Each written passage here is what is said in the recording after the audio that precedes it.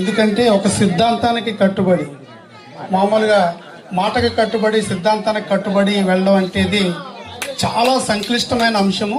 అవన్నీ ఒడిదుడుకులు దట్టుకుని ఒక దళితుడుగా ఈ సమాజంలో ఒక గుర్తింపు తనకు తానుగా, అంటే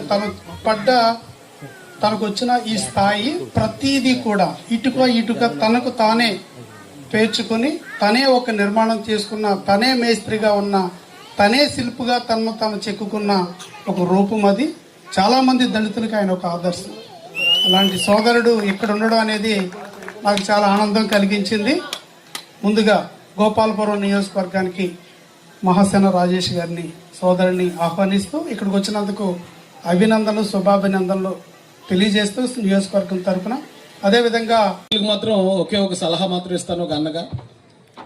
ఎప్పుడు పిల్లలు దేవుళ్ళు మనం పెంచాలి, మంచి చెడ్డ చెప్పాలి, వాళ్ళ భవిష్యత్ బాగుండాలని కోరుకుంటాం. కానీ మనకి ఎన్ని పనులున్నా, మనం ఎంత పెద్ద పొజిషన్లో ఉన్నా, భార్యతోనూ పిల్లలతోనూ గడిపే సమయం మాత్రం ఎట్టి పరిస్థితుల్లోనూ మిస్ అవ్వకూడదు. అంటే పిల్లల్ని ఏది మంచి ఏది చెడు సమాజంలో కూడా భవిష్యత్తులో బాగుంటారండి.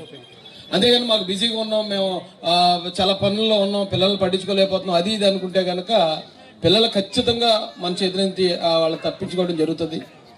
దేవుడు వాక్యంలో పెంచాలి. అలాగే తల్లిదండ్రులు క్వాలిటీ టైం పిల్లలతో స్పెండ్ చేస్తూ మంచి చెడు ఏంటి అనేది తల్లిదండ్రులు చెప్తేనే వింటారండి పిల్లలు. బయట వాళ్ళు ఎవరో చెప్తే వింటారు, ఈ చెవిలో వింటారు, ఈ చెవి నుంచి వదిలేస్తారు.